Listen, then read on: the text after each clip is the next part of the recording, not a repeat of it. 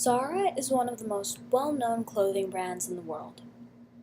But have you ever seen an advertisement for Zara anywhere? Be it on the street, in the subway, or in magazines? Well, the answer is no, because Zara has a zero advertising policy. Instead, they choose to focus their budget on their stores. They open up their shops in historical and popular areas in cities all around the world where they're guaranteed traction. They create stylish window designs, stores with nice interiors, and they focus on providing good customer service. Yet, even with this lack of advertising, what's impressive is that Zara is the world's largest clothing retailer. And without much of an advertising budget, Zara's digital marketing presence has to be pretty strong. So today we're going to look at just that. But first, let's examine Zara's value proposition. Zara is known for providing high-quality clothing for an affordable price. While their prices are higher than brands such as Forever 21 or H&M, they pride themselves on their quality and style.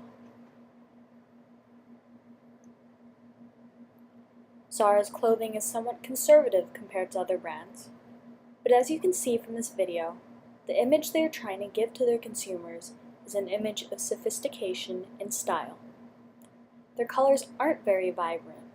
There aren't many graphic tees or words.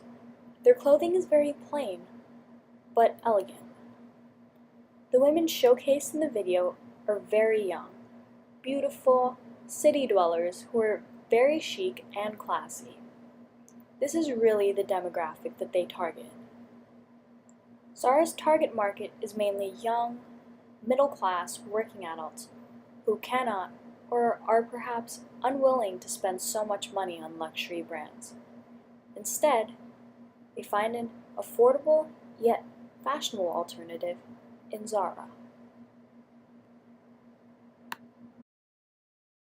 So let's take a look at their e-commerce website. This is their landing page, and as you can see, they take a very minimalistic style. It's very aesthetically pleasing. There's only a couple of large, clear images that directly convey what they're all about. Sophisticated, urban living. It's almost magazine-like. Very clean, it's not cluttered. So on the bottom, you can see they have links to all their social media platforms: Facebook, Pinterest, Instagram, YouTube, Twitter, etc. So let's take a look at some of those. First, we have their Instagram page. You can see the lifestyle they're trying to portray. It's very classy and urban. They update their profile almost every day with different looks throughout the week. So here's Monday, Tuesday, Wednesday, the weekend, and I'm not going to go through all of them. So while they don't really have very wordy clothing, one of their most recent posts was this beanie, which is a direct reference to the show Game of Thrones. It says, "Winter is coming, keep your ears warm." And it shows that their brand is staying on top of popular culture, and it's really selling this trendy lifestyle to people. Next, we have their YouTube page. It only has 17,000 subscribers, which when you compare to their Instagram, which has over 1 million followers, it's really not that much. It also hasn't been updated in a year now, so it's an area which they have clearly neglected, so we'll skip that for now. Next, we have their Facebook page. Their Facebook page, on the other hand, has the most fans out of all their social media platforms.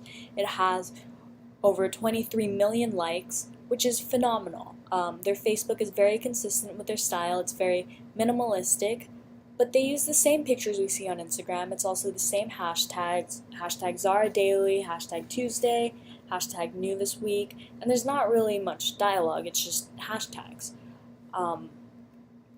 This is their Twitter. They have around 570,000 followers.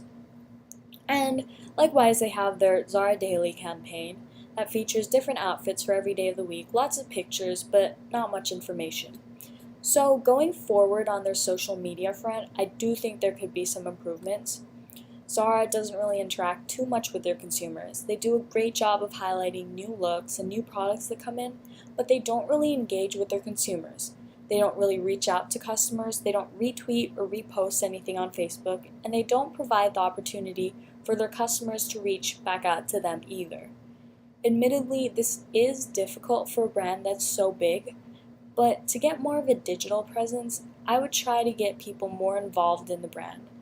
I would maybe start a competition where people would hashtag themselves in their favorite Zara outfit and then people could vote on the winner, or advertise sales on their social media platforms, or maybe even give people discounts for referring their friends to the site.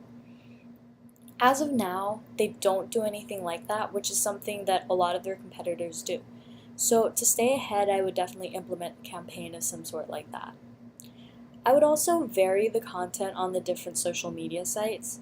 I was a bit disappointed that everything on all the social media platforms were the same, as they should be aware of the different audiences on each platform.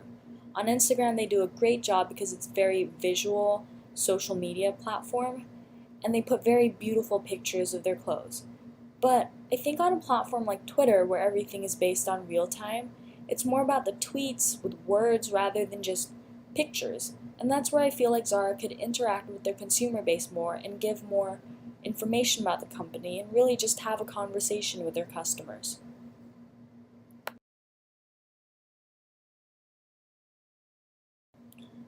Also, while their website is very minimalistic and it really does showcase the clothing very well, it didn't really help with the conversion of buying the products, which is the issue here. Now, with luxury brands, they can afford to do this because when people are spending so much money on an article of clothing, they probably want to see it in person, try it on, and see how it looks on them, rather than impulsively buy it online. But with Zara, their clothing is very affordable, and online shopping is a growing trend today. I personally didn't like shopping through this site simply because the pictures were a bit too artsy at times, and so it kind of distracted from me looking at the clothes. For instance, if I was browsing through dresses, let's look at dresses right now. At a glance, just having all these different inconsistent angles is a bit distracting and takes away from the clothing. You get a close up here, and then a far away shot here, and then, a side view. And you don't really get to see the dress as a whole. You have to click the picture before you can look at what it really looks like. And that just takes away from the efficiency of online shopping. People typically online shop because it's more efficient and convenient, and having to spend so much time to click through and see what an outfit really looks like kind of defeats the purpose. Um, Toby.com, on the other hand, which is exclusively an online retailer, does a great job, so I'll use it as an example. On Toby.com, I can scroll through and look at many dresses in one go. Let's look at their dresses. And, while their poses do differ to highlight the different styles of the dresses, they're all centered and consistent. So, I'll click through, and there's a sidebar here where you can just look at all the different angles without having to scroll down the page like on Zara, where you have to scroll down to look at all these pages. They're very big, so it's time consuming. And then on the side, there's a very succinct and clean way to buy their dress. So while I am a fan of the magazine-esque style of Zara's website, I think if they were to maybe condense it a little or use a different layout and also just center their pictures more, it would be a lot more effective. So to sum up some recommendations for the e-commerce website, I would first consolidate the clothing on the page so it's more efficient to look at, change the layout, and center the pictures so that it's less distracting for customers to look at. Zara is clearly a major player in the retail industry. Strengthening their digital presence is something that is of the utmost importance, as it serves to make up for their zero advertising policy. And I think if they can make these minor improvements suggested in this video, it would certainly help them keep up their competitive edge with their other retail rivals. So, thank you very much for watching my video and I hope you enjoyed it.